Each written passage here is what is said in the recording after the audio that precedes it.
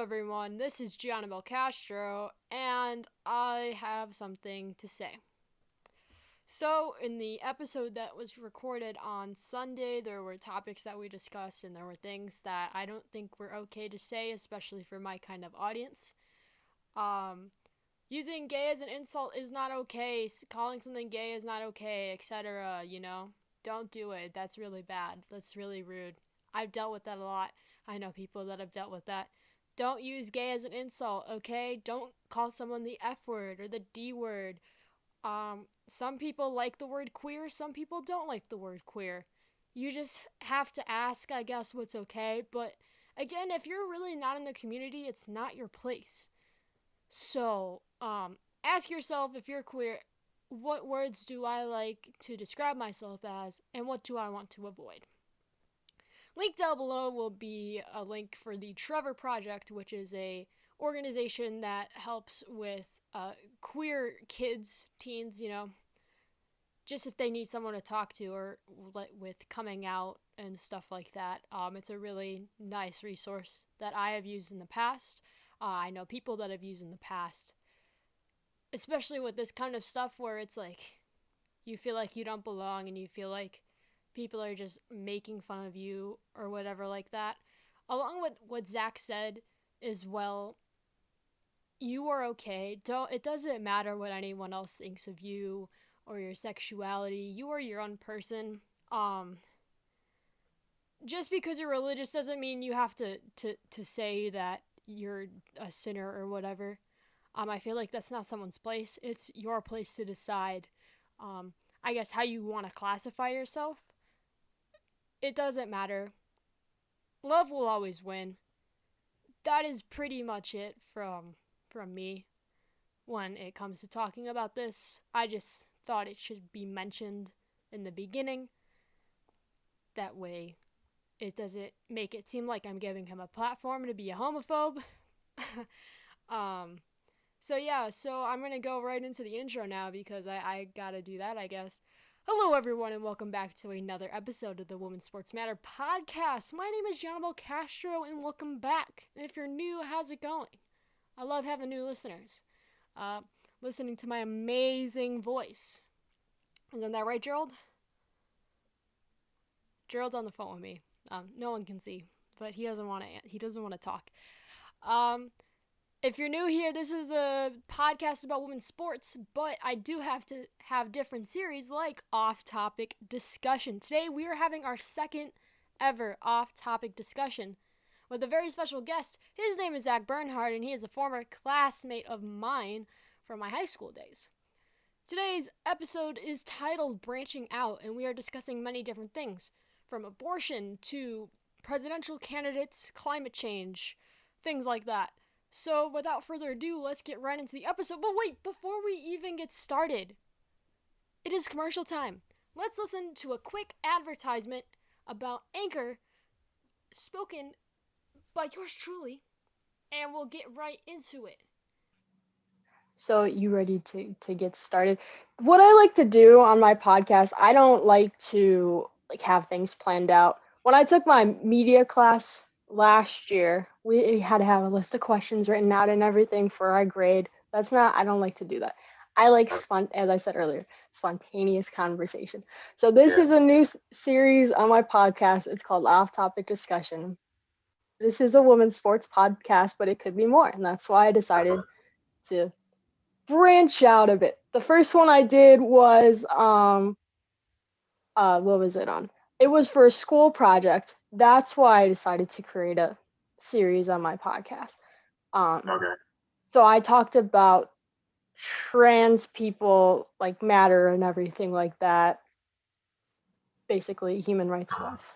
Yeah.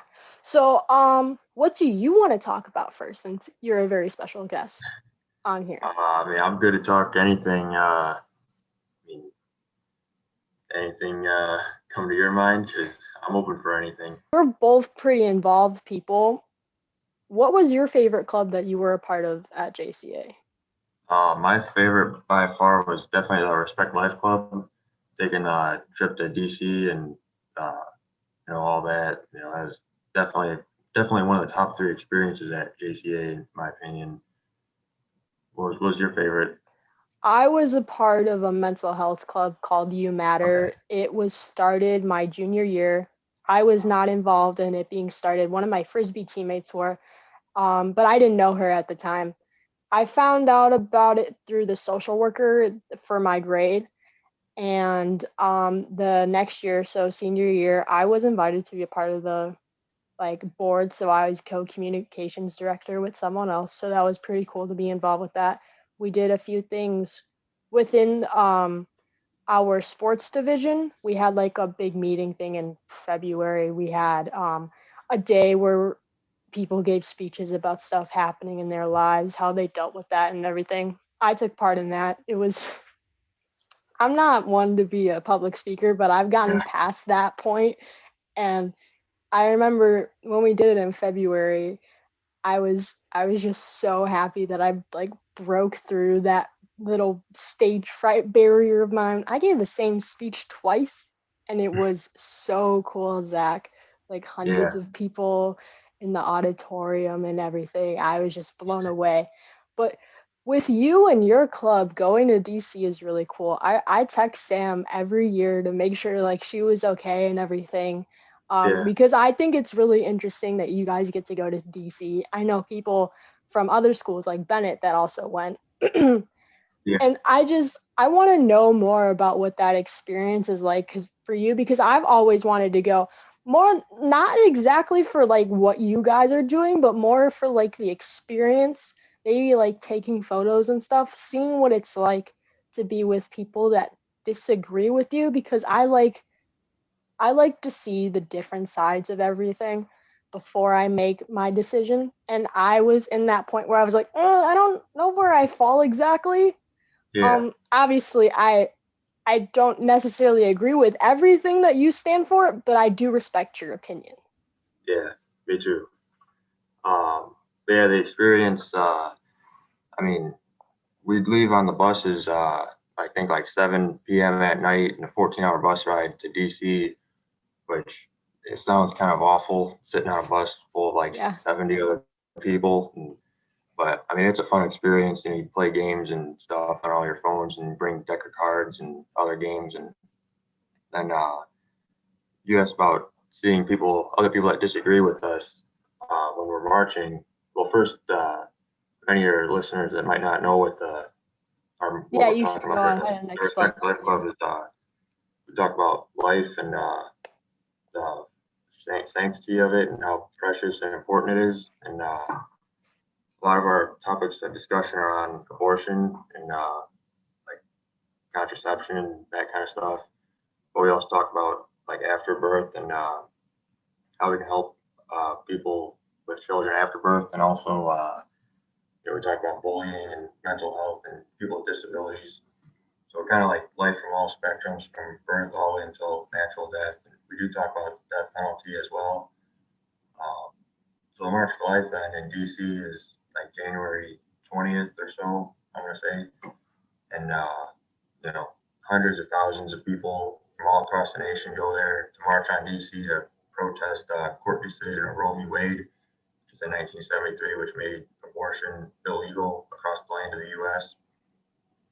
So back to facing the opposition over there, uh, you're in a crowd of hundreds of thousands of people on the street. Everybody pretty much has the same ideology as you do or as me, and there'd be people along the way that would be anti-life or pro-choice, and they'd be throwing chants at us. We would throw chants back at them, but JC, we were never told to get in real contact with them. We can say our chants, but nothing else, and that's what we did. I haven't seen anybody get hurt. I mean, anybody else from JCA like mix it up with them. We just walk past, and it's cool to see the two sides. Uh, hear what they have to say, and then hear what we say back. It's a very good experience all around, though. I've only been a part of one like protest slash march. I did the climate march in Chicago. I skipped school that day. Well, it wasn't really skipping school. I asked permission to go, and he said yes. I Yeah. asked the dean, and he goes, "Yeah, you can go." It was only me and another person from my school, but I didn't really know her. Oh, she was in the same grade as me and everything. But I had to make sure that I had permission to go, or else my mom wouldn't let me go. Yeah. Um, I went in September. It was one of the best things ever. It was very hot out. The first thing I've ever done since I've started becoming interested in climate and Hmm. all that stuff like that. Senior year was like the turning point for me where I realized I do have power to do something. Yeah. I should take advantage of that. And I think everyone should know that they have the power to protest. And that is an important right that we should take advantage of and not tell other people what they're doing is wrong. What is something that you want to discuss? Anything comes to your mind? You were talking about. Well, I'm gonna assume we disagree on climate change. Go ahead. Um, well, Go ahead. I don't know, can you just tell me some reasons why you went to the march against climate, or yeah, whatever that was about? I think the main idea of the march was to go and to have politicians listen to us and to pass CEJA. I don't think it's been passed. I think they're still working on it or it hasn't been presented yet. I just think it's important to look out for our future because we don't know what's going to happen. Obviously, scientists can say whatever they want and things kept being pushed back. Obviously, I've seen that too. Like it's a noticeable pattern. Oh, the earth or whatever is going to be dead in like The, a the million. 20 I years ago, don't they said, I don't really listen to that. I'm just more focused on what is it going to be like in 15 years and what can we do for that. That's what I'm focused on. You want to because know what bothers me the most? And this is something that okay, I've been like fixed on since junior year when I heard about it. You know, like the sky at night, how like it's not exactly purplish, but it's not as dark as it should be. I forgot yeah, what it's called. I'm so like this pisses me off. Why can I not remember something the light uh, light pollution. so Light pollution yeah, drives me nuts. Um yeah, I went to well I went there twice. Well Bonzi has like I don't remember what the name of it is, but it has this thing where it simulates what the sky is at night and shows you different stars and where the planets are and everything or like that. I went there twice. I took Earth and Space Science junior year, and then junior year also I went there French class. We were reading The Little Prince. And they talked about light pollution in there, and I'm just so disgusted. And every day I look up at the sky, my window's like over here, and I look up and I'm like, freaking light pollution. Why can't the yeah, sky be dark? And I was sitting there when they showed what the sky used to be like, and I was like, pitch yeah, black.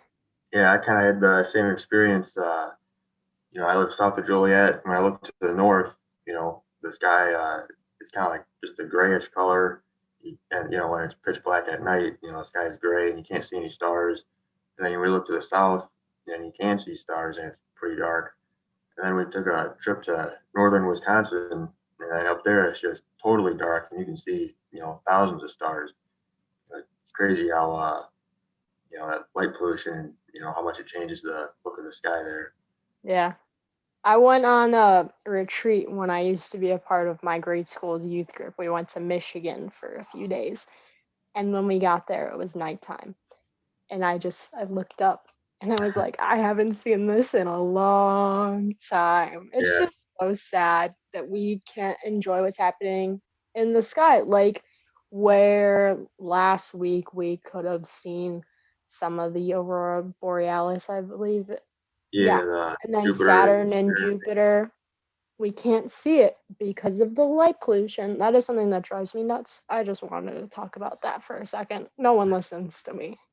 No one cares what I have to say. So I feel like here I was like, light pollution sucks. Moving on.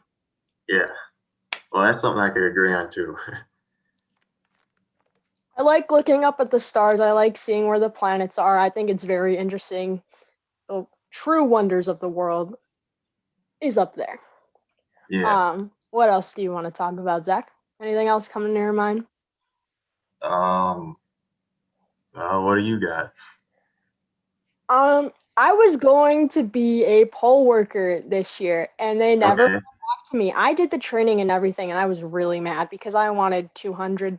I was gonna do it for the money because I'm broke and I want to save up before I transfer to a 4-year institution. Yeah. And I was like set on being a poll worker. I was so gonna wake up at like 4 in the morning just to go somewhere and to deal with people. Um, did you vote in person? Did you vote by mail? Did you vote early? What did you do this year? Yeah, I went in on the Tuesday after work, and I came in, filled out my ballot, put it in the machine. But just like you two, I thought about being a poll watcher as well, but I just never acted on it. Just a thought. I mean, it's interesting to see what happens on that day because this is our first time voting in a Yeah. presidential election, and I've watched from years past, um, seeing what happens. I was even arguing with my dad in 2016 because he voted for Trump. I couldn't vote, and I was like, I don't like Hillary. I'm more of a Bernie person. Okay. Um, Not as much anymore. I don't know where I am anymore at this point because so much has happened in this country where I'm just so confused as a person, and politically speaking. But I was just not a fan in 2016, and I was like, okay, this my mom didn't even vote that year. She's like, I don't like either of them, so I'm not voting. How do you feel about that? What my mom said. Do you think people should Um, vote like third party if they don't like the two candidates? I think third party's a waste at this point in time until we move out of the two-party system because I don't like how that is. But that's just me. yeah, I mean, like not voting. Like, I mean, I could kind of understand if you think both candidates are equally evil, then I could see not voting. But I mean, I would pick the lesser of the two evils. But then, as for third party, I mean, I think if there's three candidates, say a Democrat, Republican, and then Independent, I think instead of filling in, you vote for Republican or Democrat or Independent, I think it should be order them 1, 2, and 3, and then that way, if your number one candidate doesn't win, then maybe your vote will go to your number two. That way, then it's not like Joe Jorgensen. They say she would have won this year if, assuming Trump did lose, then all of the votes from Trump would go to Joe Jorgensen. But anybody that votes for Joe Jorgensen would just be a waste of a vote because it's an independent, and nobody really votes for independents anymore. Yeah, and they're not even included in presidential candidate Debates. debates. Yeah. And I just think they're a candidate. Give them attention. You give like the 16 Democratic people attention. We go Yeah. from Andrew Yang to Beto O'Rourke to Joe Biden, Bernie Sanders, Elizabeth Warren, all like not even 16, 20 something people running to be the Democratic nominee. I Yeah. think give them attention. It's the two-party system is stupid. There should be ordered voting. I do agree with that. I was in my group that I'm in, it's called Students Demand Action. I have a friend in Massachusetts and they were talking about how the bill wasn't passed there where they would have ordered voting. That's kind of disappointing. I think I do agree with you on that. There should be ordered voting. I don't see what the problem is with that. I think that's fine. There's no problem. To me, there's Yeah. absolutely no problem. It's just you got to get it going, and Yeah. got to get people to change, and people don't want to change. I mean, they started mail-in voting. I don't know. Oregon's been doing it for a while, so is Washington. They have it down and secured. I maybe we should just I'll change everything at this point. Put something to work. Have a nice system where we don't have to worry about anything. I just think there's something wrong where if you can't work together and you work in DC, then that's on you. Yeah. Civilized conversation. This is a perfect example. between two people that don't exactly agree on everything, but they can still sit down and talk. That's what we need. Yeah, And it's I a, would definitely agree with that. like, you can't even pass a stimulus check. I think people should be getting money. There's no way these people can be paying for rent. Not everyone is loaded with cash. Yeah, It's ridiculous. but you got to ask, where does that stimulus money come from? The government. Well, where is the government going to get it from? Okay, let's talk about money for a second. I saw a TikTok. Or it's actually, I've seen multiple TikToks on this. Who are we in debt to? China. Are we in debt to Mars, the Earth? The whole thing with money is so confusing. The concept of it. Who are you in debt to? Who decides what value this has? It, I will never understand. I will never well, comprehend. imagine, I got a mint sitting right here. Hmm. Imagine if there's only one mint in the whole world. Who decides the value on that mint? It's whoever's going to pay the top dollar for it. So there's one mint, somebody might pay $100 million for it. Then imagine if there's 100 million mints, people might only pay a dollar for it. No, that's the way the market works. That's how stuff gets decided. What the price and what the value of stuff is. But That's very nice explanation, Zach. But I don't know. I'm not even gonna take the time to comprehend. Money is something that will never make sense to me. The stock market will never make sense to me. My friend has stocks, and he tells me all the time, Gianna, I want to get you a stock for your birthday or whatever. And I'm like, no, thank you. Keep me out of that because I'm so confused. And then he texts me every day. He's like, well, the Dow lost like points or whatever. I don't even yeah, know. And I'm like, okay, Gerald, you need to calm down. I don't understand what you're talking about. But that's money is a whole thing that I will never understand, and I am okay with that. I'm honestly well, fine with that. that's another place where I guess we would disagree because I think everybody that graduates high school needs a very sound foundation on how money works, where it comes from, where it You want to goes, how know it moves. interesting fact? Fun fact of the day, I got a D in consumer ec because I didn't understand anything. It was a summer class. I didn't want to take it my senior year so I could take all these different electives, and I was just so confused. Um, I do want to understand how it works. I Okay. just I'm not good at school. I'm not good at learning things. I like maybe Gerald will teach me one day. I don't know. He listens to this podcast. Oh, If he hears this and he'll text me and I'll be like, "Oh, so now you want to learn about it?" And I'm gonna be like, "No." But well, thank you I for would definitely recommend that. I would recommend that everybody gets a good learning and good understanding of it because, money's everywhere. that is true.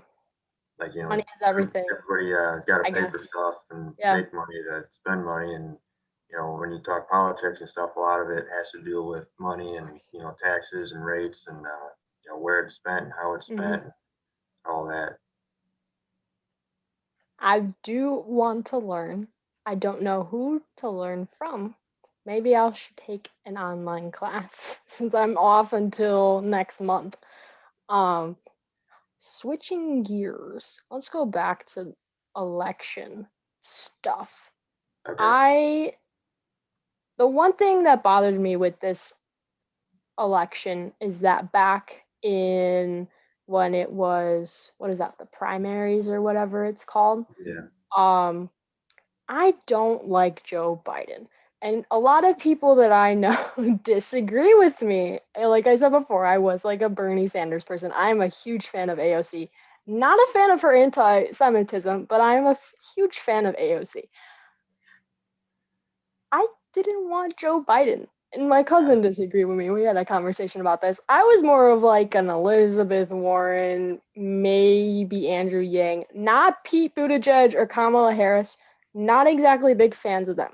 I know that you are a Republican, but Yeah. who was your favorite Democratic person from the primaries?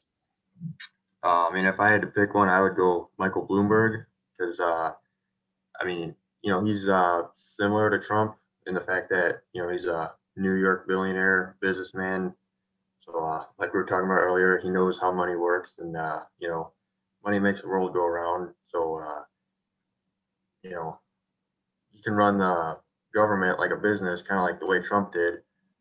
But some of his policies, like the climate stuff, I didn't agree with, and that would be one reason why I wouldn't vote for him.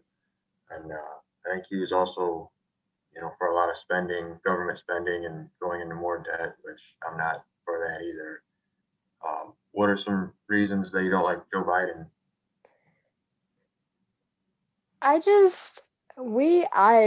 was a fan of Obama. Then I heard what he did in the Middle East, which I don't know why I didn't know this when he was president. Go ahead. So I'm not a fan of the bombings that I don't understand why we are in the Middle East. It is none of our business.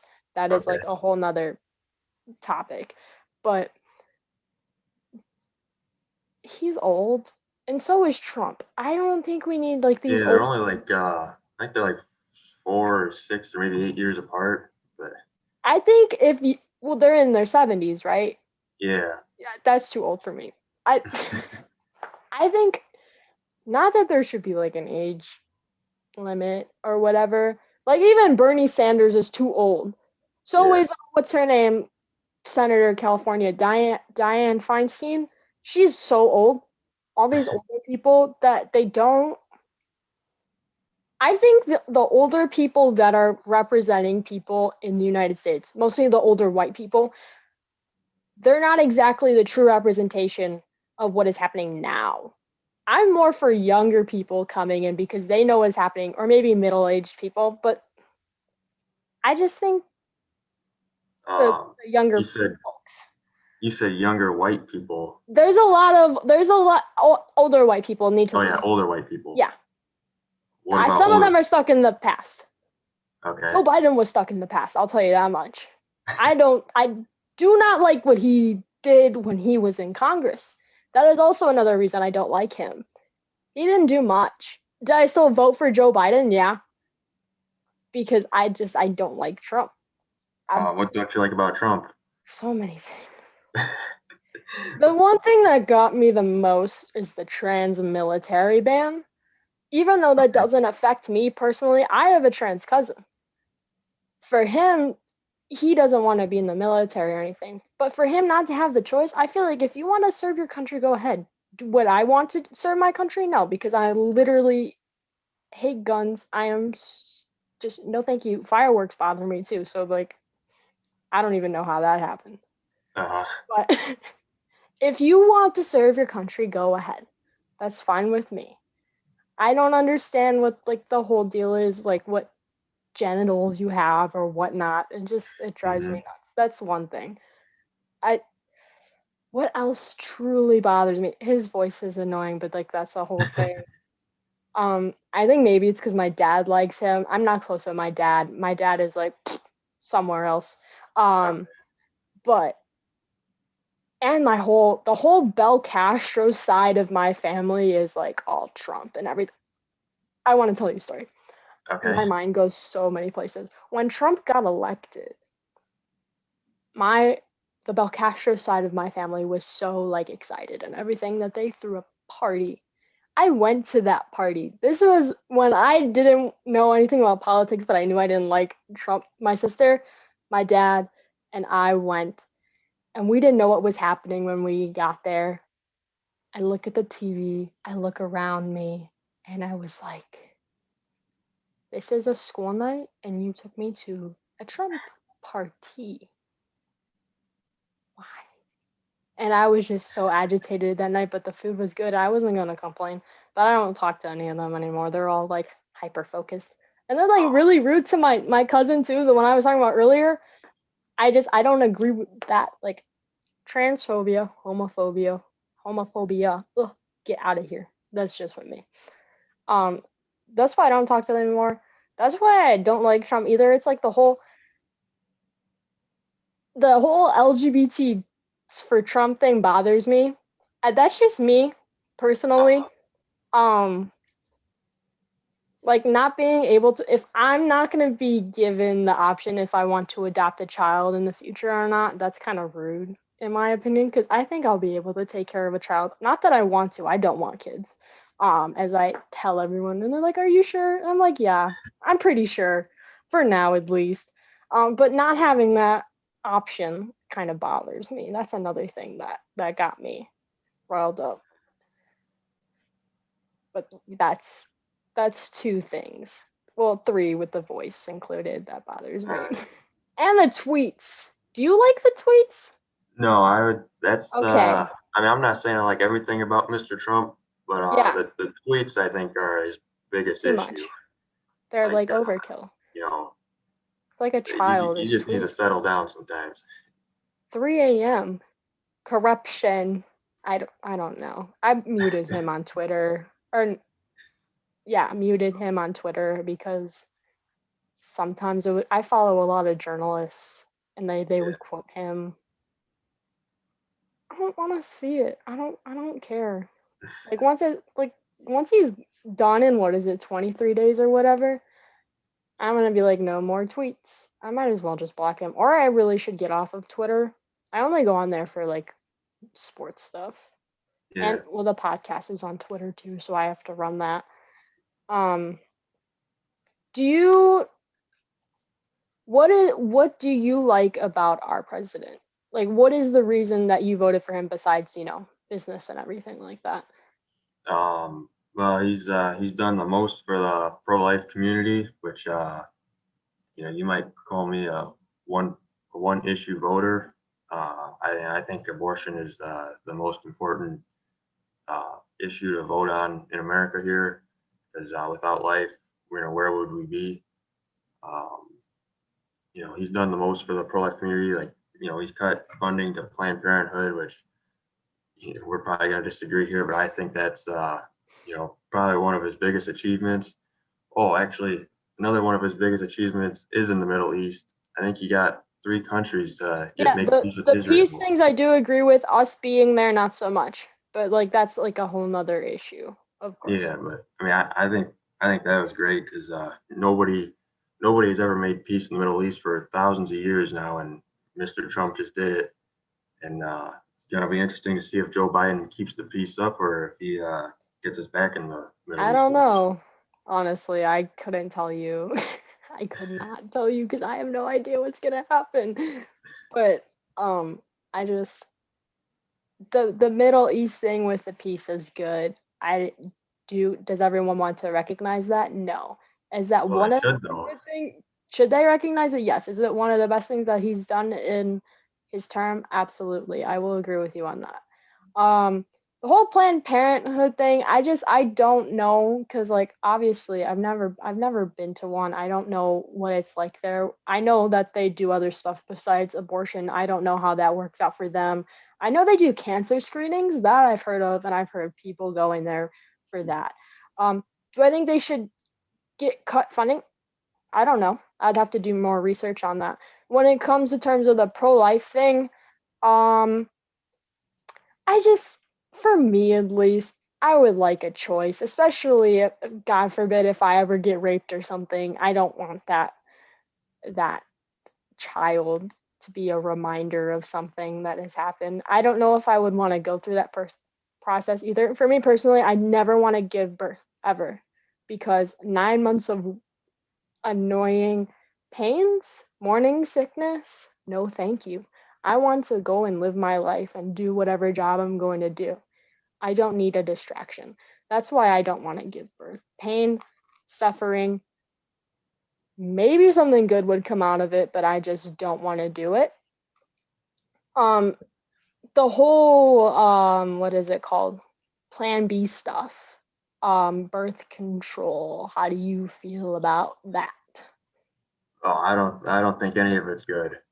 No? What about for periods? Do you know people take birth control to control their periods and stuff like that? Do you know that? Uh, on the March for Life, I think there was a talk about that, but I think there's other ways around it because like the pill they call it, Yeah. it alternates your whole body, and Hmm. you know, it's like God made your body the way He wanted it, so why would you alter it? And you know, you get to the argument of I'm a male, so I can do whatever I want. I mean, I can uh, I can go have fun on a Saturday night with no consequences, versus the woman can go have fun on a Saturday night, but there might be consequences. So why don't I use the control pill?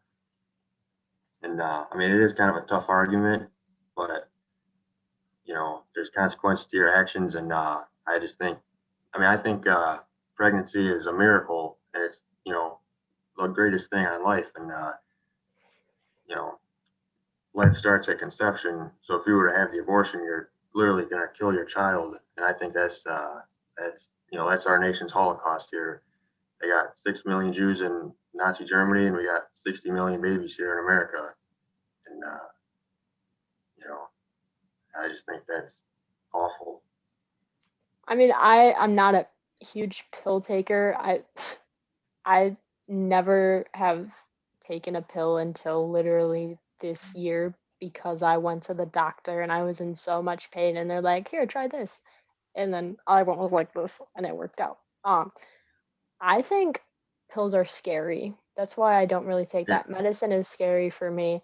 Would I ever go on birth control? No. Are my periods painful? Absolutely. But would I do that? No. I'll take an ibuprofen or two, use a heating pad, eat some chocolate, all the amazing stuff when it comes to dealing with cramps for 8 days or even longer. I don't know. and for your listeners, just a little background on the birth control pill. Yeah, go ahead. It was created by Margaret Sanger, and she was she had her time.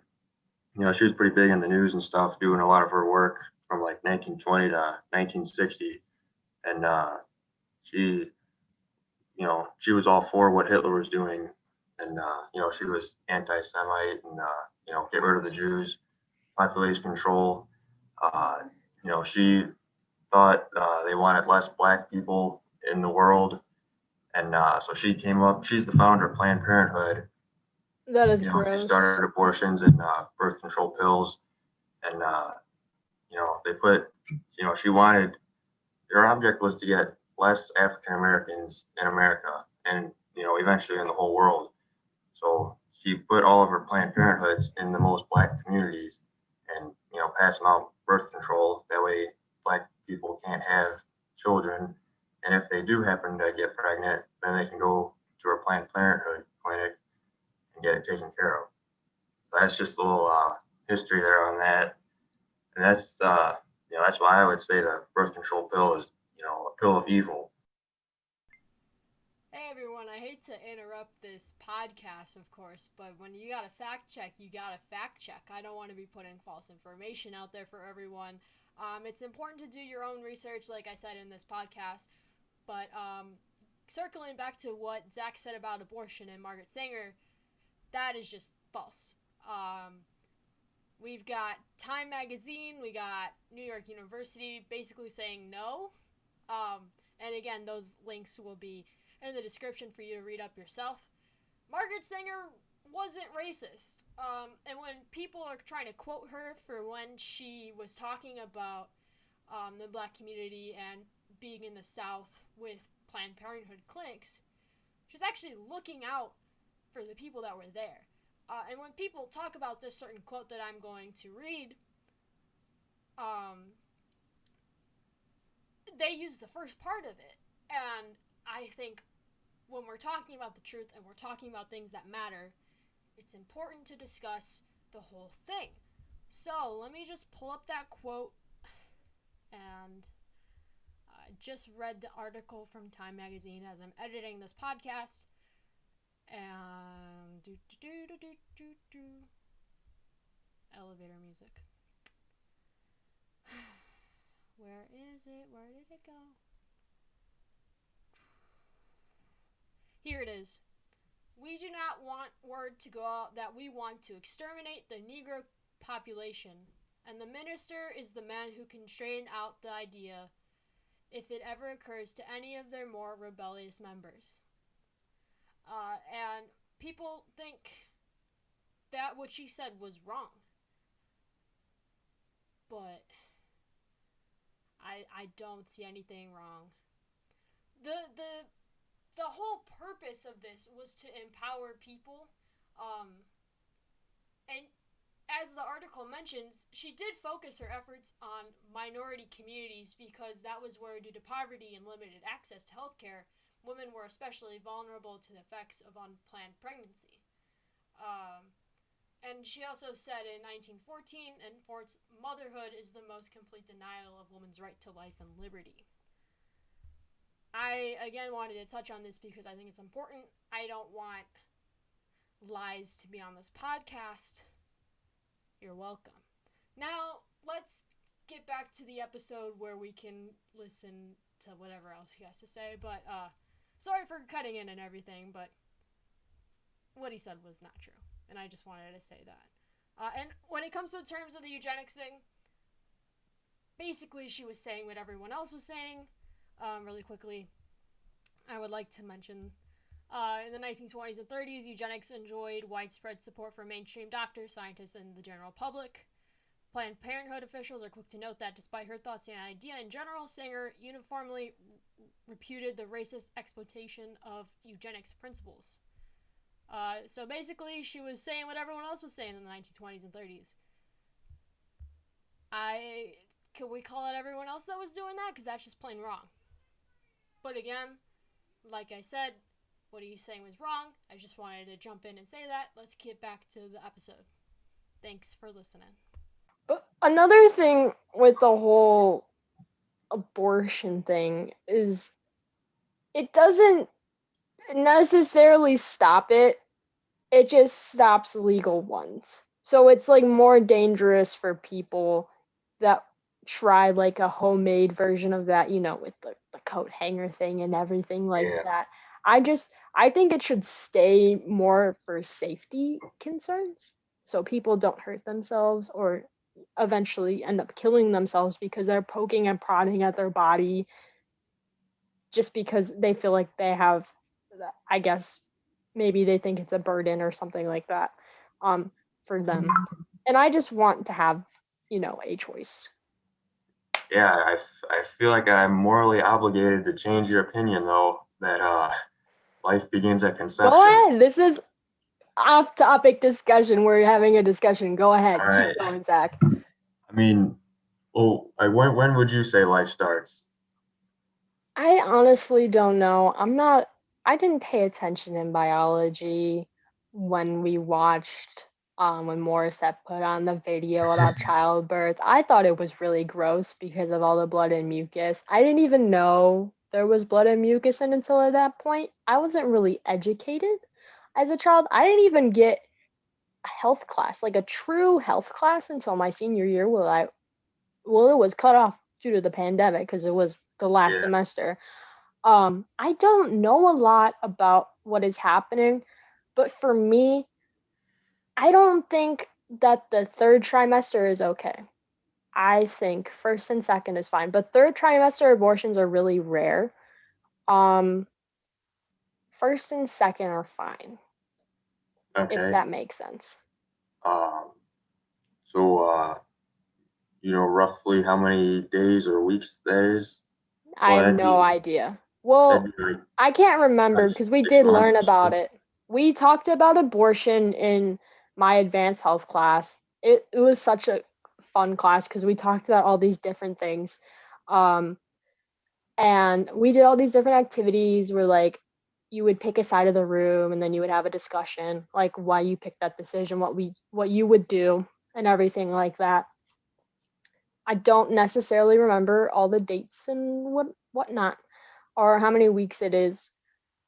But obviously I don't want to kill a child cuz I don't like guys. I'm going to be honest. I don't like guys. I never ever want to date a guy again. I mean, no offense to Riley. He was a great boyfriend, obviously. But I realized as I've moved on and came to terms like, okay, I know I'm not straight. I don't want to get knocked up. And I feel like just for me, I can't speak for everyone else who is straight or bi or whatever, and they want to get pregnant. I just think it's whoever's dealing with it, it's their choice. It's not my business. They can do what they please. Okay. Yeah, I would agree with that, like it's your choice to, get married and have kids, or it's your choice to not. But back to the, contraception I don't know or when life conception. begins. I feel like that's up for interpretation if you Well, choose to believe that it's a clump of cells or not, because that's another argument that people have. It's just a clump of cells. Well, okay, I'm well also then a you, clump of cells. yeah, then you ask yourself, what's a cell? A cell What? is a living And then we organism. go into what is this and what is that and how does that work? And it's just a whole Yeah. spiral of things that are happening at one point. I mean, I honestly have no idea. Obviously, you know what you're talking about because you have been in a club for 4 years that talks about this, Yeah. so you're very prepared and educated, which I'm glad that you are because we need more people that know what they're talking about. Okay. I now if someone I know is asking me for their advice for if they want to get an abortion or not, I'm gonna say you are talking to the wrong person. That is up to that is up to them and their doctor and maybe their parents if they want to get them involved. It's the whole I'm going to think about it by myself kind of issue, I guess, for some people. And some people are so alone when it happens if they want to get one or not. If it's like a one night stand and they get pregnant and then they don't have contact with the other person, that's kind of sad. Yeah, I Being would by definitely agree yourself to thing that. is terrible and Yeah. not knowing what to do. I've seen TV shows play out the whole abortion thing too. Oh my god, I can't remember the show. It was on Freeform. There was a whole episode about it. I can't remember. Maya Mitchell was in this show. She starred in it, and I can't remember the name of the show. Give me a second. And there was an episode where this girl is dating this guy and she gets pregnant and she doesn't know what to do and the girl and the guy have a whole conversation and the guy goes, well, it's my decision because I'm the dad or whatever, and it was this whole thing. I don't understand why I can't remember the name of the show. It'll happen in a second. The Fosters. Have you ever heard of the Fosters? Yeah, I feel like I've heard the name, but I don't know anything about it. There's an episode, can't remember the episode, but girl gets pregnant by her boyfriend. The boyfriend is very, very upset that he didn't have a say so. But that basically the end of this is the girl is like, well, it's my body, it's my choice. Like, I don't want to have a kid. I'm not prepared to have a kid. I don't even want to give birth. That's kind of how it ended. Um, the boyfriend, did he want or not want the abortion? He did not. He wanted to have a child. I forgot how old these people were in this point of the show. I think they were in high school, maybe. The guy really wanted the kid, but they were in high school, or I don't think they had jobs either. I think one of the guy was on some sports wrestling team, and he wanted the kid. So two high schoolers, one got pregnant, wanted the abortion. The other one wanted the child. The whole high school situation is also a thing that I feel like I can't talk about because obviously I've never been pregnant in high school. I don't know what that pressure is like. Um, if you're like 17 or something and you have a kid, what are you Yeah, I gonna do? mean, I could see how that would look in society of like, Yeah. high schooler with kid, but you know, I mean, I would say it's after the act is done, it's not their choice to get rid of it, Hmm. or keep it. It's only one. There's only one option, and that's to keep it. And I would just say that that act is reserved for marriage, and you wait to have kids, when you're ready. And obviously, high school, probably not ready. So it's like there is no choice of whether to keep the kid or to abort the kid. The act is the choice is to either make the kid or not make the kid. Yeah, because you're made in the image and likeness of your parents. And so, do you want to give up that opportunity? Especially if there was a situation in my advanced health class where this person, there was disease in their family or something that would like disrupt it, or you would not be able to have a kid for the woman. And a teenager who was a college student got pregnant and wasn't sure whether or not to keep the baby, and it's something that we all discussed in the class. It's just, especially with those kinds of situations, no one knows what to do, and you feel like if you make one decision, was that the right decision? So But this is also the there's only whole one thing right here. decision. But is there?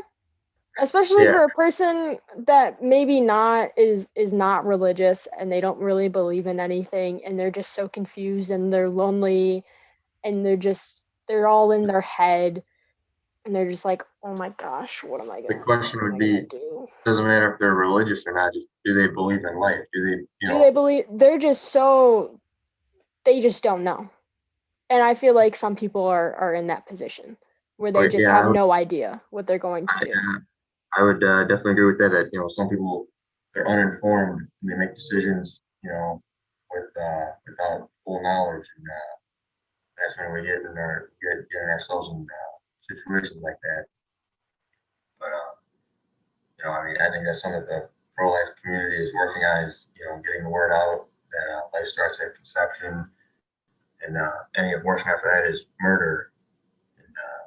And if they still make the decision to have abortion after that, after knowing that, then that's a big issue. I think that's a good place to stop with the abortion talk. Is there anything that you want to talk about as well that you want to shed light onto, um, or think isn't talked about as much as it should be? Um, we could get a quick talk on what do you think about voter fraud? Do you think there was any of that this election, or I don't think so. I This whole election kind of like messed with me because I was up every night since election day watching MSNBC because Steve Kornacki is like so iconic with the whole board thing and talking about the different counties and the different states and the electoral college. It's very interesting to me, that whole process. I'm not even a fan of the electoral college, but that's another thing. I think the popular vote decides who should be our president. It's not fair that, you know, oh, something popped up on my screen. I just gotta click out of it. This is obviously recording, so I have to save it to my computer. And saved. Okay. Why did you open up? The electoral college is weird. We could talk about after this, but voter fraud. Vote by mail has been used in a lot of states, like I said earlier, with Oregon and Washington being a few, some of them trying it out from the first time. The drive-in drop-off with the mail-in ballots. I did not go in person this year. I didn't want to. I never want to go vote inside a mailing station. I don't want to wait in line for anything. I just want to fill my ballot out at home or whatever, drop it off at the library, and that's what I did. There's like this pressure for me, like it's more like anxiety based, where I don't want to be out in public and voting. I don't want anyone looking at me or whatever. Um, I just want to vote in peace. I feel like I can do that in the privacy of my bedroom or whatever. And doing my own research before I put pen to paper. Um, Voter fraud, I don't think so. It's more, I feel like if you're doing mail in ballots, you should count those before the election starts. That way we know what's happening before we get into everything. And that way we don't have to wait as long for the results to come in, because how long did we wait? Did we wait a week before they're like, okay, we have a winner now, where all the news stations are like, okay, Joe Biden was elected 270. he got past Yeah, that. it was something in a while, but Yeah. It took forever, and that doesn't need to happen. There shouldn't be like these, okay, we're going to wait 2 days after the election. Most people want to know the night of, and that's not yeah, possible. Especially right now, no way. Next time, they should try and make things a lot easier for people to um, to count the ballots before make have different voting stations set up. One thing that bothers me, especially in Georgia, was that polling stations were being closed. I think this happened in Texas too. They were shutting down polling stations. There was only like one available in one county or something. I don't remember where, or the illegal voting boxes. I don't know. No one should be messing with our elections. This is for the people, by the people. Um, Popular vote, all that great nonsense. Um, and I mean, also with elections, it's not just the presidential election we're voting on. We're yeah, voting on bills. We're voting on our representatives and people that are working in our counties. And yeah. it's more than just the president. And I think people fail to realize that too. Um, I got a question here. Like Go ahead. you know, a lot of the stuff I hear, I consume a lot of the conservative media, and I'm gonna guess you probably consume a lot of the Democrat media. So, Yeah. you know, I hear a lot that there was definite voter fraud, no doubt about it. I'm I just don't know curious. what to trust anymore. I don't Yeah, know what to watch. I got yelled at by my uncle. He is more like a moderate person, and he's like, you shouldn't be watching as much TV as you do. I used to watch CNN every day during the beginning of the quarantine because I wanted to know what was happening. I can't stand Fox News because my dad liked it. And I think the people were annoying on there, but that was just me in middle school being me. yeah, Um, MSNBC, I started watching more, particularly because of Rachel Maddow. I think she's great. I don't know anything about conservative media exactly. I do watch NBC, but I only watch like the Channel 5 for here and then the nightly news with Lester Holt because I just like the sound of his voice. It's nice and soothing and calm. Um, okay, and I don't, I read the New York Times sometimes because sometimes you gotta pay for it or they hit you with that, hey, subscribe now kind of deal. hmm Sometimes I just don't read anything. With my consumption of news at this point, I haven't watched the news since I was by my grandparents' house and she was watching the nightly news. Um, we don't necessarily like watching the news. We used to watch the news when like dinner time happened, like years ago. And we would sit there and we watch Chicago 5 news, nightly news, and then we would stop. With consumption of media now, it's kind of weird because I don't know where I stand and I don't know where these other stations stand. I don't know what to listen to, what to trust. I kind of just do case by case. When it comes to everything, I'll do my own research into everything as well. yeah, I don't know anything about conservative media. I don't know what they talk about, how they talk about it. I don't even know if I have that on my TV either, because I don't know what is what. I know we have Fox, but we just don't use that channel here. uh, uh, maybe I'll listen to some Rachel Maddow and you'll listen to some Tucker Carlson. Oh no, that's the person I can't stand because my dad likes him. Oh, I walked up my mom used to go on these business trips and my dad would be at home. My mom does not like Fox News. My dad would be watching Sean Hannity, Tucker Carlson, and I yeah, went up to him when I was in like seventh grade, and I'm like, "Oh, you're watching this asshole again?" And I walked away, and I got yelled at. I can't stand his voice, and I just wish that when you're commenting on the news, just talk about the news, like not your opinion. And this is for like everything. I don't want to know about like these commentators' opinion. I want to know like the facts. My sister yeah, loves Chris Cuomo. she'll watch Don Lemon. I'm a big fan of Anderson Cooper. I just wish, like, if they want their own talk show, give them a talk show by all means. I'll listen to that. But when you're talking about the news, talk about the news. Yeah. That's just me, though. I mean, yeah, it's kind of interesting. Like, you talk about news, but I mean, when you talk about like what happened, a lot of it can be subjective on, what somebody did. Like, we talk about like the motives of, if somebody, I don't know, if somebody did something, and they're broadcasting on the news story, you could say, oh, they did it because of this, or they did it because of that, and a lot of it gets subjective, and then you get a lot of the conspiracy theories and stuff, which, I mean, some of it there's good evidence for, than others, it just makes a mess of everything.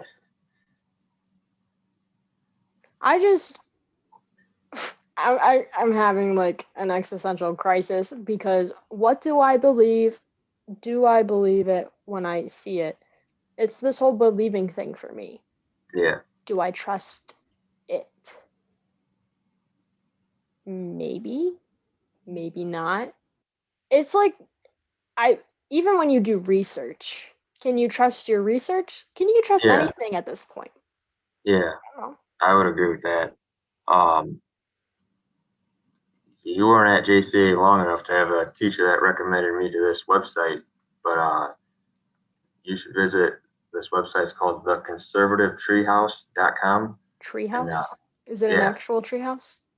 no, it's just a web page. Oh, But he goes through. He writes an article, a news story, and then he gives all the evidence. Of like documentation of something in Congress to back it up, and direct quotes of what people said, and that I would say is probably the most trustworthy news source I found. Because he gives all the documentation, everything. It's not just like his commentary opinion about it. It's like quotes from bills and quotes from people, what they said and all that. okay. I'll check that out. I'll remember when I'm editing this. I'm not gonna write it down now because I want to be focused All on right. the conversation. Um, okay, speaking about JCA, here's a fun question. What do you think about school choice? Oh, I love school choice.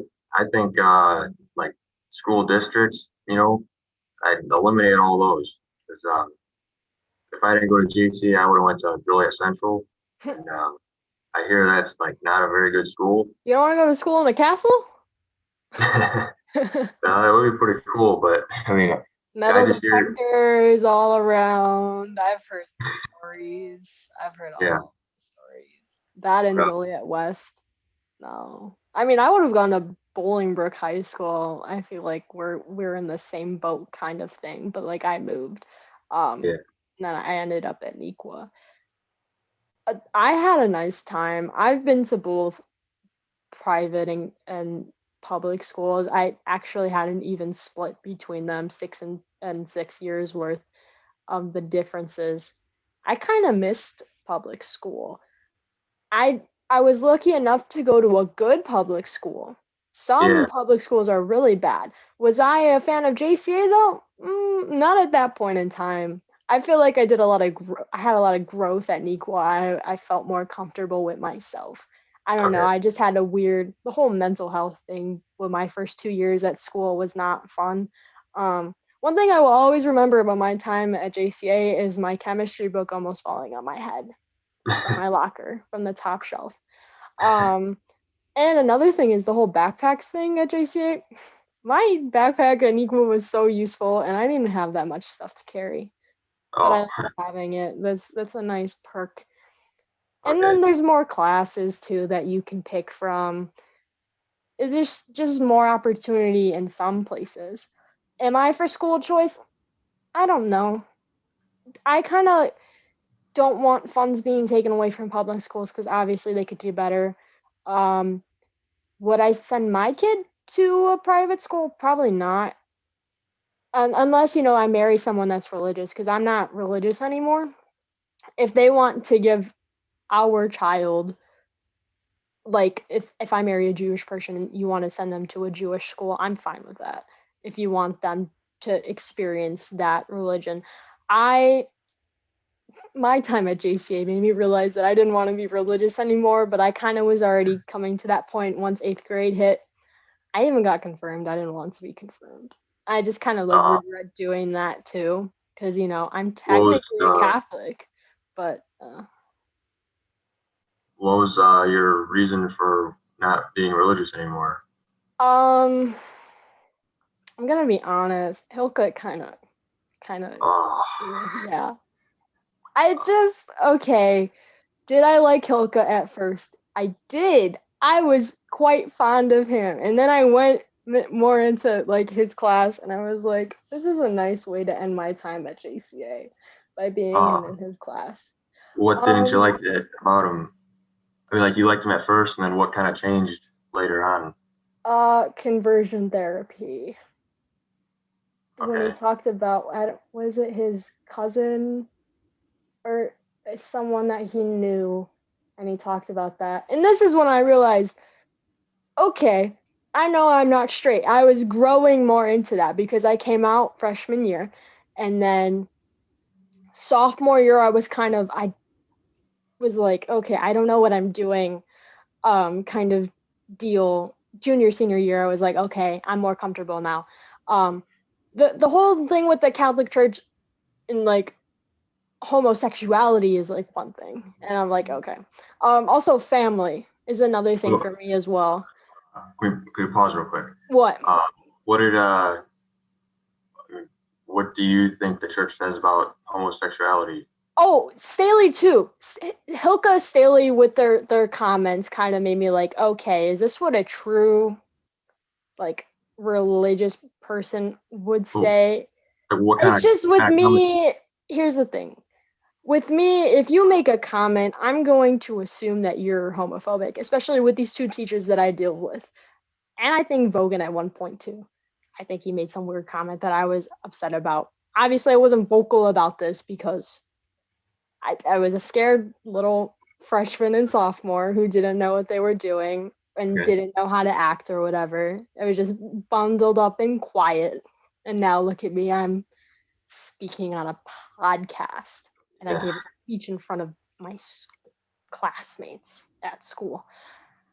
It's just the when teachers say homosexuality is sin, conversion therapy will make you better and it will make you not have these urges or whatever he talked about. I was like, okay, you're making my time at school a lot much more fun. I was not comfortable with myself at that point. And in that class too with Hilka, there were two other queer people sitting with me as well. And it was just But see, I think it's a misinterpretation. Um, like you say, say, whatever teacher made mhm. comments about homosexuality as a sin. No, he literally said that. He Okay, yeah. literally So said if he homosexuality is a sin. if he literally said that, Yeah, then I'm not. I don't think he meant the person. I don't the think the act. person in itself is a sin, but the act is The a act sin. is. Eh. Okay, and I mean, like, I've also enjoyed my time not having to worry about like I don't want to poke fun at any religion. Praying is a chore. Going to confession as a kid was weird because they'd be like, okay, your sin will be absolved if you do 5 Hail Marys. And I did those and I didn't feel any better. I think as a well, child, I knew I didn't want to be religious. I it's felt not like it's not that you feel wait, better. It's that your soul gets I cleaned, know. and That was me as a child. That's how I felt as a child when I was in grade school. And I was doing all these. Going to a Catholic school for the first time when I was in 4th grade was quite the experience because I was forced. Not okay. Forced is a bad word. I recognized that there was more to religion than I thought. I went to church every Sunday with my grandparents and my mom, well, my whole family, okay, until 4th grade. I went to mass every Friday with my grade school until 8th grade mass at JCA whenever we did it. Um, I never was really into math. I never understood, like, we have a God or whatever. Yeah. I never understood, and I tried to understand. That's why I joined my youth group. And I think I haven't really talked about the whole why I joined my youth group thing, because I just wanted to try and see what would happen if I tried to be religious. And I really wanted to try. I was telling myself, Gianna, you you are Catholic, you got confirmed. You don't want to end up like everyone else, like what the deacon said, how you get confirmed and then they leave. I actually wanted to try. I Okay. tried praying. I started praying every night before I went to bed. I put thought into my prayers. Um, I there was a point where I was like, okay, it's starting to make sense now, and then it just But disappeared. what's the it? It started to make sense. Like the whole being religious thing, it started to like Okay. click in my brain, and then all of it, like when I came out, it was weird. And that Mm-hmm. at that point, sophomore year, maybe the beginning of the year, I realized I can't do both. There was some reason why I couldn't do both. It more like, I think it's fear based. I was very scared to go But to school every day. I honestly was, for no reason. I was scared every day for no reason. Being an out queer kid in a Catholic school where I feel like everyone around me is homophobic, I was scared for no reason. And honestly, I don't know why. I just felt different, and I felt like I had to choose for no reason. And I did choose. And I don't believe in anything. I I'm chilling as an atheist now. I I just I think for me it's the whole queer thing for me, and hearing everyone. Obviously the Pope has said other things, and I shouldn't base my judgments off of where I went to school and the teachers that I've had and the people that I went to school with, but that's what I did. And if I could change it, I would. But that's just what happened with me. I based it off of what was happening in my life in that point. My whole family is Catholic. My cousin, who is Catholic, she she's very accepting, and she tells me all the time, like, there's nothing wrong. And she doesn't even say anything position. She's like, you are fine. And that's all I yeah, needed to hear. But I you heard can that now, not before. And I wish I heard it before. Go ahead. you can always come back. The I Catholic Church could. is accepting. I went to church for my grandfather's funeral in August, and I haven't been to church since sophomore year of high school. It was weird sitting in one. It was the church that I got, um, where I received First Communion, and it Okay. was a weird experience to be back there. I read, I don't know what I read when I was there for my First Communion. Can I I think tell I you this? read I think something. maybe Yeah, maybe it go was a ahead. weird experience. Uh, God was calling you. He was keeping you in the church, and then you Uh, left, I didn't and like being there the actually. devil pulled you out. The devil The pulled you out of the devil. church, and now you're back in, and now you feel awkward because you've been away. Oh, You've I been away felt from very God for awkward. so I long. didn't even go to communion because I didn't feel like I Okay, needed to do that. I so did not you're not want to do supposed to. that. I know. I Okay, was that's good. being respectful. I knew my place. Okay, And I felt the stares of my family members. But it was also weird because pandemic stuff. I think even if I was still practicing Catholic, I wouldn't go up for communion just because I don't want that kind of interaction. Even though there is hand sanitizer, there's a barriers and everything, I don't want that. okay, Um, I just felt awkward being in a mass, and my grandma wanted me to read a petition thing with my sister, and I said no. And I got looked at even by the person that was help running the mass. And it's just I felt awkward. I know it's not my place to go and do that. Um, and my family doesn't even like me not practicing and everything like that. When my grandfather was alive, he would tell me, I don't understand, things like that. I don't understand either, to be honest. Well, I mean, I would say like, I mean, you know, I do believe there's a God and he Hmm. wants us to be good. And I would say the Catholic Church is the true church. Um, Jesus founded the Catholic Church, and you got Protestants. They broke off from the one true church that Jesus started. Um, but there's plenty that I still don't understand about the Catholic Church. Like, you talk about communion, the Eucharist. That's one of the mysteries. And I was just at church, this morning, and it's like every week I ponder the mystery of the Eucharist. How can that be the true body and blood of Jesus Christ? And you know, I would never walk away. At least that's what I think right now. And I keep learning. I listen to a lot of podcasts about it, and I continually learn and read about it. But I think that's God calling me closer. The fact that I don't know something, that's I struggle with it. That's God pulling me in closer.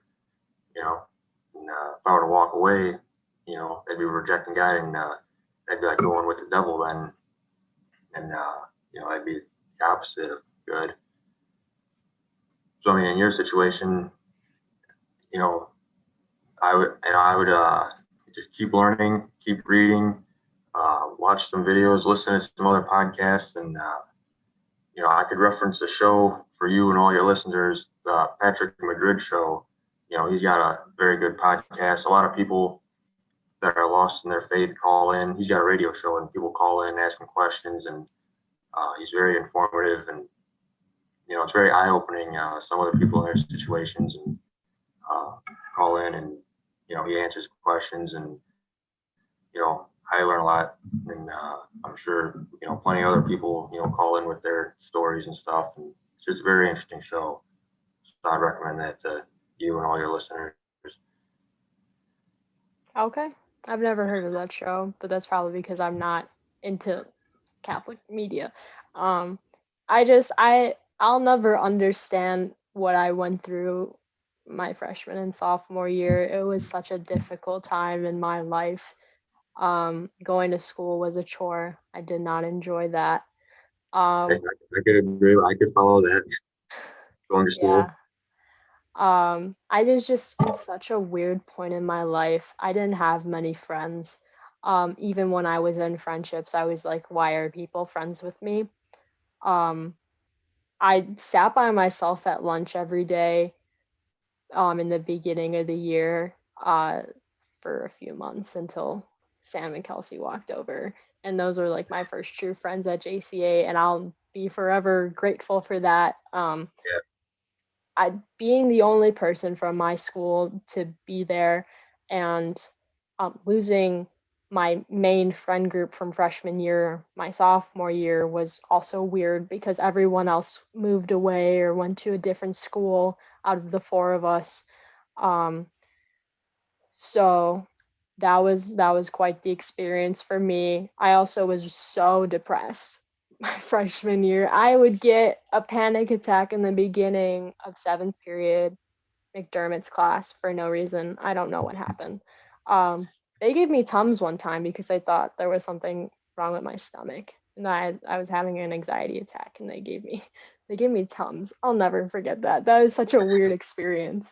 Like, one thing that JCA I felt like needs to do a better job at is health class. I think we had different teachers. Um, I don't remember who my teacher was. Some coach. Uh, Um, Mr. Jaws, Coach Jaws. which one is which?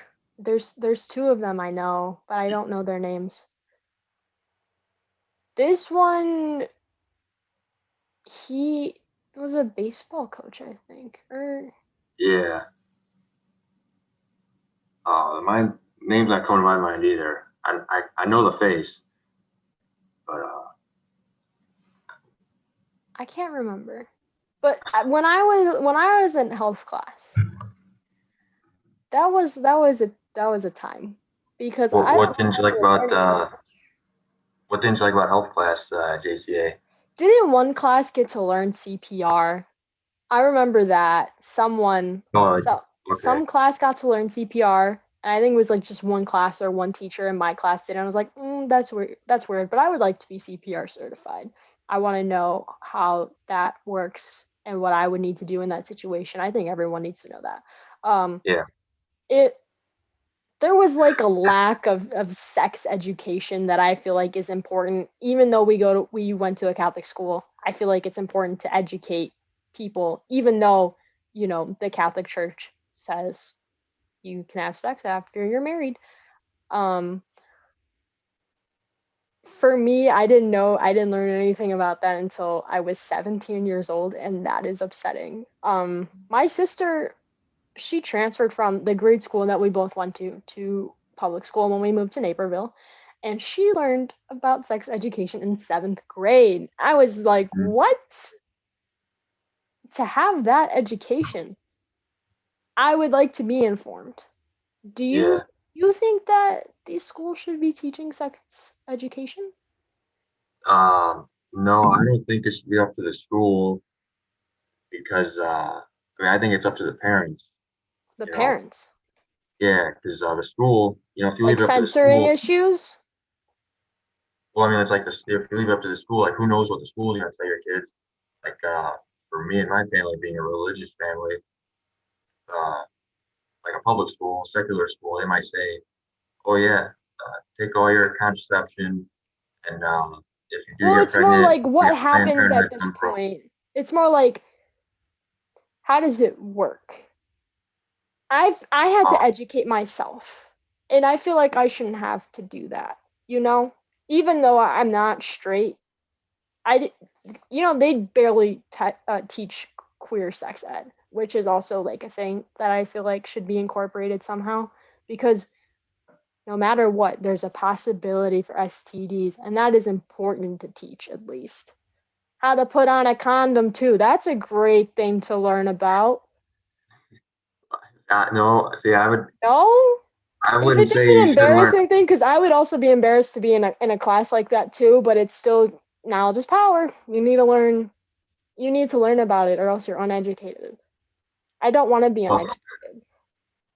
it's like, I want to know about everything, no would matter would what. you rather have the school teach how to use this contraception, or would you rather the school teach abstinence? I don't think abstinence is like because okay, think about it this way, Zach. Teenagers are crazy. Kids Yeah, are crazy. College kids yeah, I crazy. understand. If they're not educated, they can get number one into trouble somehow. Um, like let's say they get pregnant on accident, and they could get infected.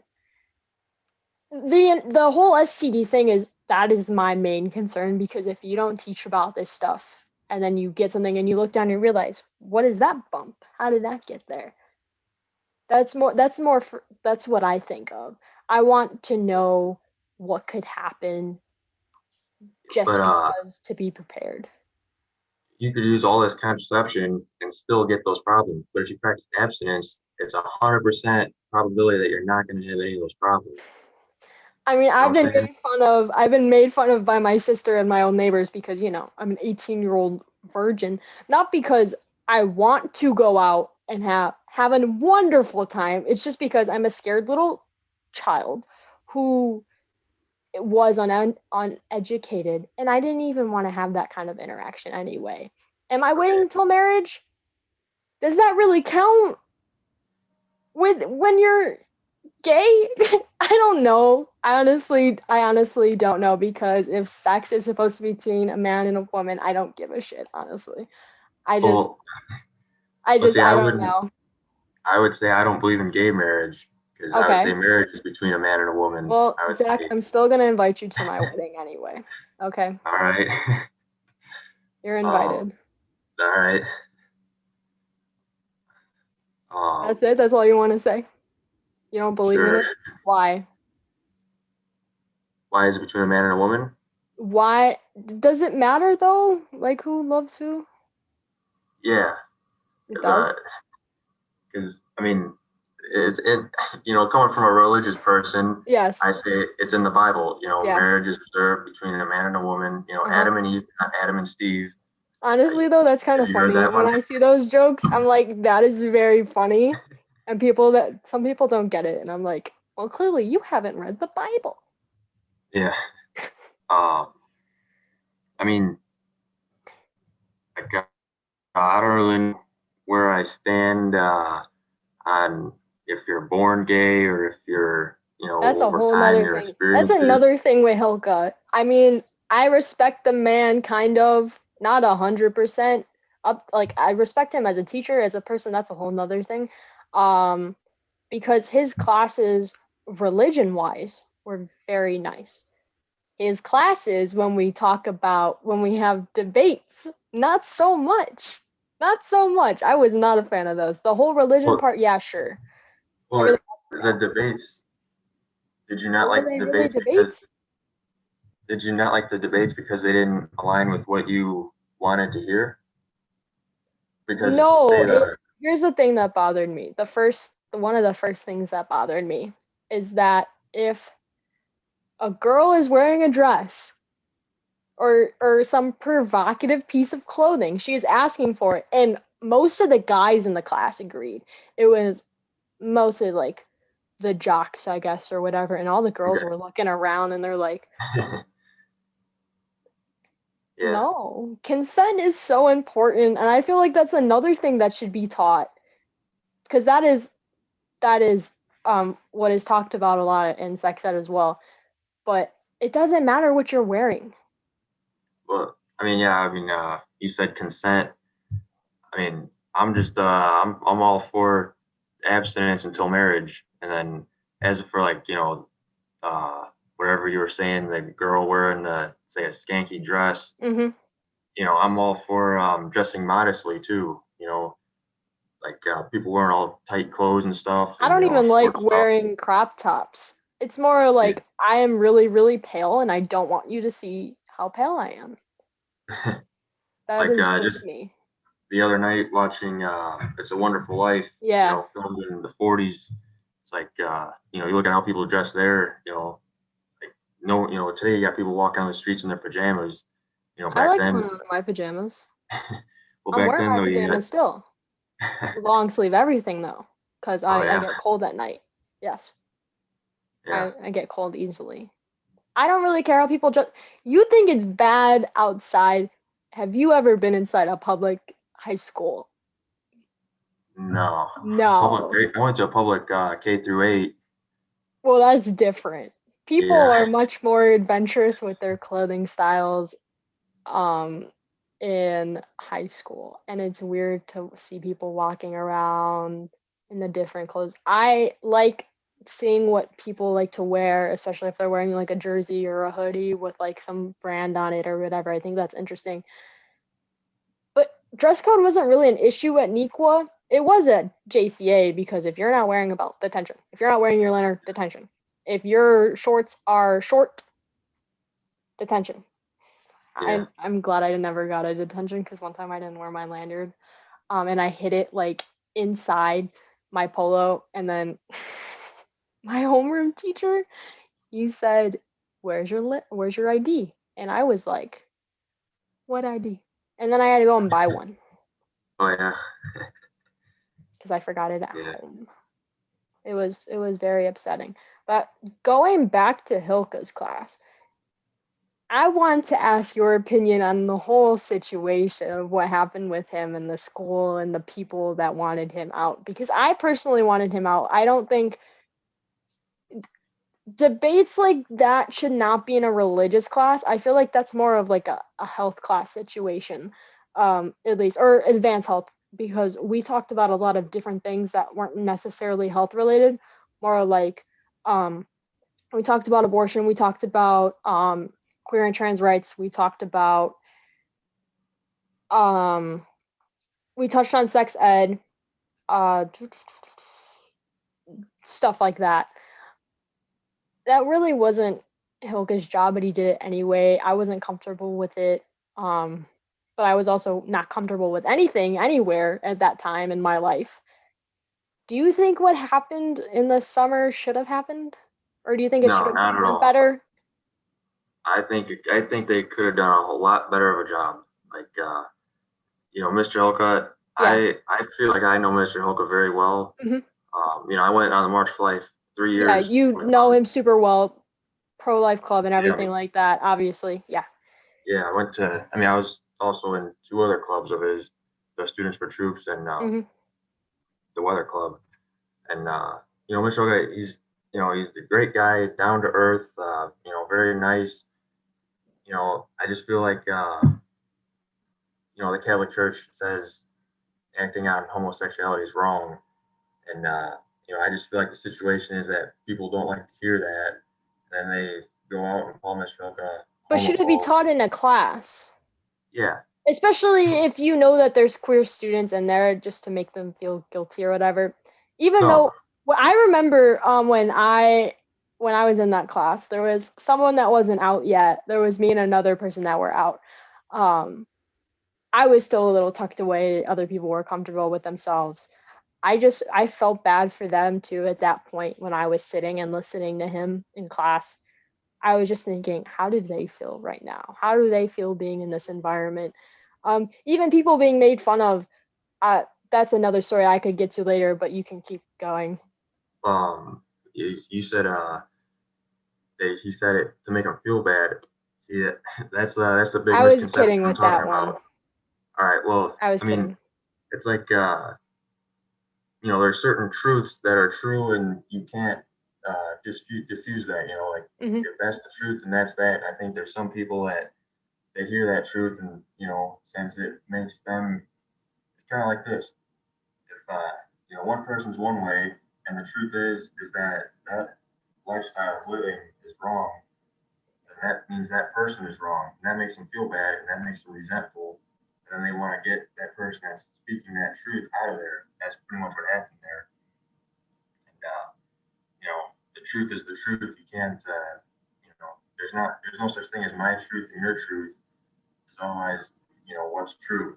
Like if you believe that absolutely, then you just debunk yourself. Then, but anyway, uh, yeah, like with Mr. Ilka, I think you know it's just some people didn't like to hear the truth. It hurt him too much, and they got him out of there. And I think JCA, it's very sad on their part that they got rid of, such a great teacher there. And, out of all the theology teachers there, I'd say he was definitely the best. And, I think JCA, they should have dealt with it better saying, he was only saying what the Catholic Church teaches. And, I guess if, the Catholic Church, JCA, since they're a Catholic school, they would say the Catholic Church is the true church and is correct on all things what the church teaches, the dogma of faith. And if they don't like that, then that's their problem. They shouldn't be getting a teacher out for that. You know what I'm saying? What is the church's stance on conversion therapy? Because that is something that I am not knowledgeable about, but I know that changing someone's lifestyle is kind of weird. I Yeah. I know that some people want to do it because they don't want to be gay. Um, I even was afraid when I came out. I remember the day I came out. It was May 1st. It was a nice day, 2016. I was afraid. I That day I went home, I got yelled at or whatever. My mom's cool now. I don't know so much about my dad. Um, but I was like, will I be sent off? But it's illegal in Illinois. So like I'm okay. When I found that I was like I'm good now. But I didn't want to be like put into a room and told that I was wrong, I guess, or whatever, because I just want to be me and not have to worry about anyone else. But the whole Catholic Church and conversion therapy, do you know anything on that? I don't know anything about that. Okay. I'll do some research and maybe I'll come back on. Maybe we can have a whole another episode on off-topic discussion. I really like doing things like this because it's nice to take a break from talking about women's sports. Nothing is happening right now. Um, Thursday I'm doing an episode on my wish list for 2021. But women's sports is kind of at a pause, probably until February when the NWHL is coming on, and I get to talk about that for the first time. Didn't Hilke resign though? I thought he resigned. I didn't know that JCA kicked him out. The JCA forced him to resign. Oh, they forced. That is something I did not know. They forced him to resign. Yeah. Okay, I just thought he resigned because he was like tired of dealing with whatever. Okay, if they forced him to resign, why didn't they just fire him? That sounds better. Oh, okay. It's all for the public news. Was it covered? I know it was in the Herald. Uh, They covered him in the Herald because I read online about I the just petition heard word of and mouth. everything. Word of mouth. Yeah. Yeah. I just did he deserve kind of. I mean, everyone isn't perfect, obviously. Yeah. But if you mess to go, I hope he finds another job somewhere. Yeah. I just hope he learns from his mistakes. You kind of deserve. One thing is weird is that basically freshman year seems so recent and it's not. Like I remember when we met, you know, being locker neighbors and whatnot. Yeah. I was very sad when I left because I was like, you and Nate weren't gonna be my neighbors anymore. It was nice to see like two people I could say hi to during like a passing period or something like that. Yeah. Those were the days. Those were the days. I feel like I would be a different person if I still went there. I feel like I would be more closed in and not who I am today if I was still there.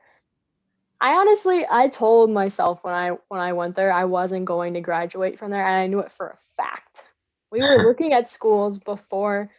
We were looking at houses in Plainfield before my freshman year, and I was like, okay, this is a sign that we're moving, and I knew Yeah. that. And then it happened sophomore year. I even told my mom. I was like, so we're gonna move, right? At one point, and she goes, no, and then it happened. I wish that I still had some of my friendships from that time. Losing some of those friendships and losing like contact with people is kind of bothers me because I miss seeing them every day. I miss talking to them every day. I just feel so awkward if I wanted to text them, hey, how are you doing? Even texting people happy birthday when you haven't seen them in 2 years, very weird. Um, I just do you keep in touch with people that you used to go to school with? Yeah, I text them and stuff, and you know, probably gonna meet up with them sometime soon. Very lucky. I have to stay in my house. I mean, I went to Top Golf yesterday for someone's birthday. Okay. It was like very spaced out and everything like that. I was with a bunch of Montini people because I went to a homecoming with them my sophomore and junior year, so I knew the people that were there. It was very nice. I've been friends with this person since fourth grade. When I went to St. Scholastica, and I'm still friends with them now after 10 years. That's really weird. It's my longest friendship, and it was like, we lasted this long? That's very weird. Yeah. Is there anything else that you want to discuss? And you use your platform on here. We have listeners from across the globe. We have 8 countries that listen Oh, really? to this. Yeah, it's That's really nice. weird. You know how there's like a Spotify Wrapped for? Do you use Spotify or Apple Music or neither? Pandora. Pandora. Oh, you're one of those people. My mom uses Pandora. But there's Spotify Wrapped, and Anchor is a part of Spotify. And it gave me this short little thing as like I have 8 countries that listen to me. Okay. My 2 most popular ones are obviously United States and then Ireland for some reason. Huh. 3% of my listeners are from Ireland. Okay. So it's weird, very weird. I don't know how people found my podcast. Maybe Twitter, maybe YouTube. I don't know. Yeah. Is there anything that you want to talk about to wrap Uh, up? I'm good if you're good. I think we covered a lot. We talked about the election, talked about presidential candidates at one point, um, abortion, sex ed. We talked about queer people. My friend circle, you know, in my friend circle, any kind of what you might call bullying is just friendly banter, you Yeah, know. there's a difference between banter and bullying. I Yeah. know that. I know that. Yeah. I have nice banter with me and my friend group from Niqua. There's a lot of friendly banter that happens within us that we would not say to other people, only because it's like an inside joke kind of thing. Um, I was just, for me, it was more like I'm worried what other people would say about one specific thing, and then that's again connecting back to, oh my God, a homosexual. What are we gonna do? And that even happened with me in grade school. I had people calling me gay before I even said the word myself. That was in like 7th grade. I didn't know any better. I mean, you know, it's like for me at least, you know, people call me gay all the time, but you know, it's just it was always just a joke. I mean, maybe it's a guy thing, you know, we always call each other. I would correct your friends on that. I honestly I mean, would. you know, If we you're always not gay, then don't call other people gay or don't use the F word. I hope that you've never said the F word in your life because that is extremely disrespectful. I have accepted the word queer. I don't necessarily like having a label because I don't know. There's also the D word that I'm not going to say because that's people if they want to have that word or not. There's certain words that aren't acceptable, blah blah blah, but you can continue. I mean, I mean, I was saying maybe it's a guy thing, you know, just at the lunch table, everybody, everybody teases each other, and it's just That's all. another thing that bothered me at school too, at both schools. There was when I was at lunch a lot senior year, there were these sophomores. So annoying. These guys were terrible. They would keep calling everything gay, and I was like, You don't like gay as an insult? Like if I said no, is that's it gay, really an insult though? Like, what's the point of it? yeah, I mean, I understand where you're coming But from. if I went around, everyone was like, "Oh, that's so straight or whatever." Like that's just stupid. That is so ridiculous, right? It doesn't make But sense. I just maybe don't it's want to call like people like gay if they're not. okay, It's hard to yeah, come out, bro. yeah, okay. I'm just saying, like from at least from my standpoint, coming out was weird because you don't know if you're gonna be accepted or not by the people that are around you. You don't know if you're gonna get kicked out. You don't know if you're gonna get beaten or even killed. So it's different for a lot of people depending on where they come from, of course. But yeah. Maybe coming out gay is uh maybe that was too early. Oh, I was very early of coming out. I Yeah, I should mean, not have come out as a freshman, and I do regret my choice. so I Um, mean, maybe I coming out too early, and if you or if you senior came year. out if you came out too early and if it felt weird, maybe that's Oh, you're trying to do a. Okay, I see what you're doing. ill-informed conscience, and you know maybe you should have waited longer. See, is this truly what I've you know what never you feel is? dated a girl before. I've only dated Riley. Riley's the only boyfriend I've ever had, and he is such a great guy. Um, I came out as bi in 2016. Do I still stand by that? Kind of, but not really. Again, queer umbrella term, like gay is an umbrella term. Um, I just don't know where I stand. Would I like to go on a date with a girl? Sure. Would I go on a date with a guy? Maybe. I don't know. It's just like this whole do I even like people kind of question. I've been asked if I was asexual. I don't know. I have no idea. It's a whole like it's up in the air for me. Will I go back to trying church out again? Zach, probably not. I'm gonna be honest. It just my experiences have shaped me into the person who I am today, and I really don't want to go back to that point. I I think you should go back to church, go to confession, Go to and confession. you What would know, I no, confess? What would just I say say? you walked away from the church, and you want to learn, come back in, and I'm sure the priest will help you out. I'm sure the church will take you in with open arms. They'll love to have you, and I guarantee it'll feel awkward because been away for so long, and you don't even know if this is the right place to be. But I can assure you, it is the correct place to be.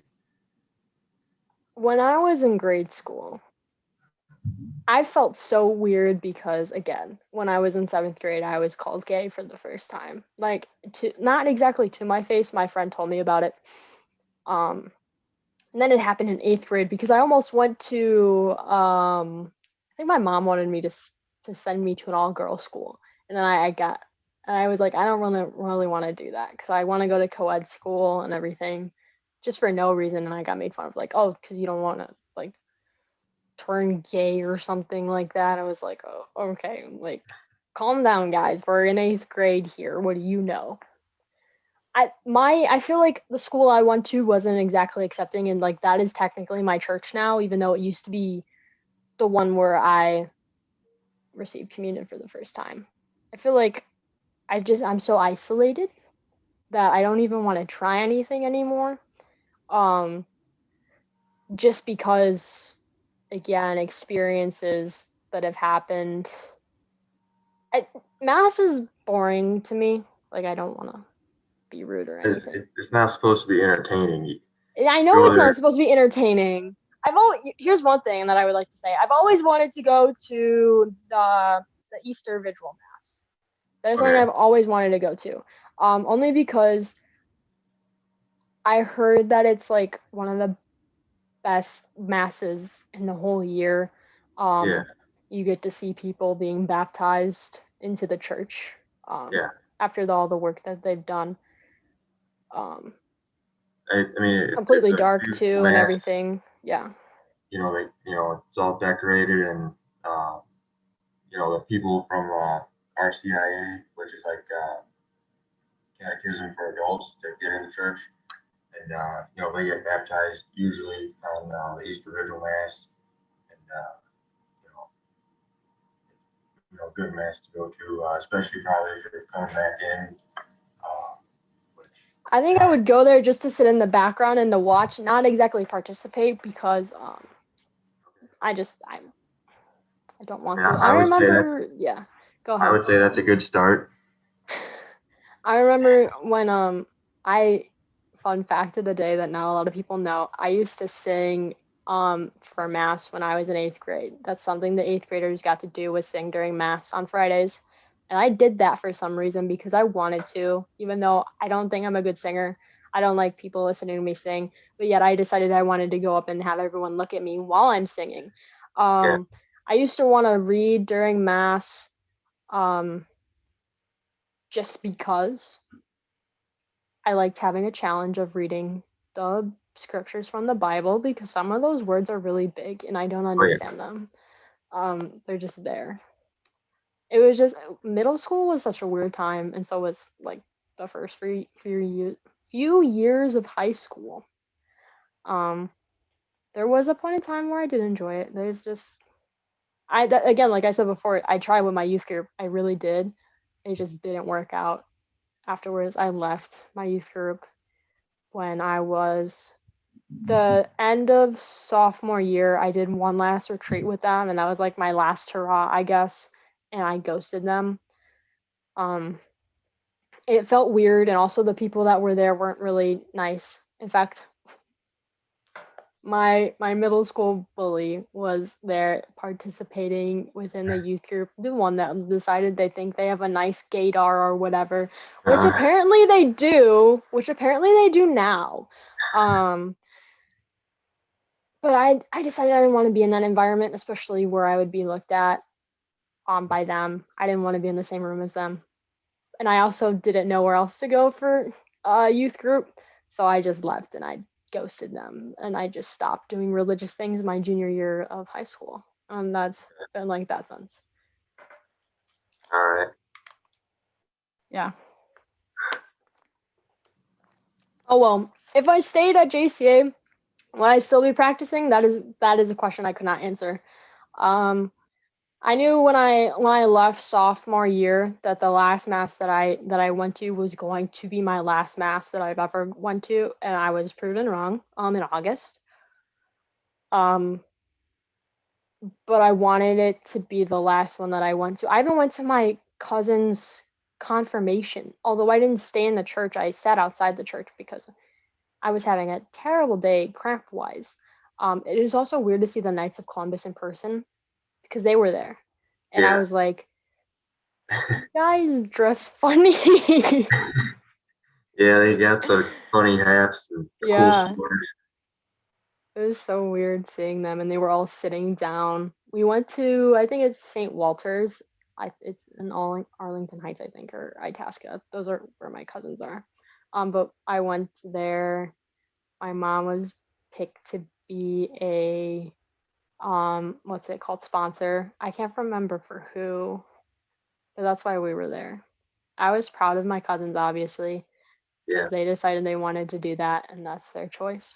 And I was yeah, like, hey, you picked my mom for one thing. That's cool. I was also supportive of that. My cousin, not my cousin, my sister got confirmed in October. She picked my mom's brother. I was proud of her for doing that, although she was kind of like on the fence. Maybe she's more looking at me, which I don't want her to do. I don't want her to follow my footsteps. I want her to create her own path. uh-huh. So she was kind of like on the fence, but she did it. Yeah, I don't really ask anyone in my family like how religious they are or what they do or whatnot, just because I don't, not necessarily I don't care. It's none of my concern. So that's where I fall in for that. yeah. Is Um, so yeah, religion. that a wrap? I guess I do wanna. I'm gonna end this. I'm gonna do my nice announcer voice ending if that's okay with you. Do you listen to the pod? Are you a regular listener? Or are you more like a Uh, listen sometimes, yeah, I listen once in a while here and once in there. a while? Do you have a favorite episode of yours? Uh, Not particularly, I guess. No, they're all good. Yeah, all They're 11 out of all 10. all amazing. Okay, thank you so much. Zach, is there anything that you would like to shout out or promote before we end today's episode? Um, I'd like to give a shout out to the Patrick Madrid show on podcast. You can get them on Apple Podcasts and probably any other podcast. But Promoting that, another podcast on a podcast. yeah, Patrick Madrid is the name. And I will link it down below for everyone. all right, sounds good. I every time I talk about something in my podcast or another person comes onto the podcast, I'll always link it down below. There's always a special link. There's the what happens in today's episode. Follow me on whatever I'm on, the special link, and then there's like all the informational card links, like voting links and stuff like that, and then wherever you can find the podcast and my YouTube channel. Is there anything else? Um, Come home to the Catholic Church. Come home to the Catholic Church. I don't know if I'll agree with that, but I'll leave that in, Zach. All All right. right. Thank you so much for listening to another episode of the Women's Sports Matters podcast. This was off topic discussion. What is the title going to be for this? What should I label the title as? I was going to say politics, but we talked Well, about we more than branch out a politics. lot more than politics. Um, Thank you for listening to today's episode titled Branching Out, where we talk about many different things because we can. I would like to thank Zach for coming on today's episode. You can listen to the podcast that he recommended down below. There will be a link in the description. If you want to listen to me on YouTube and watch this wonderful video, say hi, wave to the camera, Zach. Wave. There is a link down below to my YouTube channel. And if you don't want to click the link, all you got to do is type in Women's Sports Matter. It should be the first thing that pops up. And while you're there, make sure to hit the subscribe button. If you like this podcast, make sure you subscribe. And if you're on Apple Podcasts, make sure you rate this podcast because I want to know if I'm doing a nice job or not. Okay? If you have a Twitter, follow me at WSM Podcasts, where I post memes, talk about different sport events that are happening, just talking about whatever, promoting episodes and whatnot. I also have an Instagram. You can follow me at Women's Sports Matter. And that is all with that. I post whenever I have a new episode coming out, which will be Monday. So, no, Tuesday. That's fun. make sure that you wear a mask, wash your hands, and social distance because we're still in a pandemic. And if you're in Georgia, make sure that you are voting in the runoff races that are happening on January 5th. That is all from me. My name is Gianna Castro. I am your host. Have a nice rest of your day, everyone. And that's all, folks.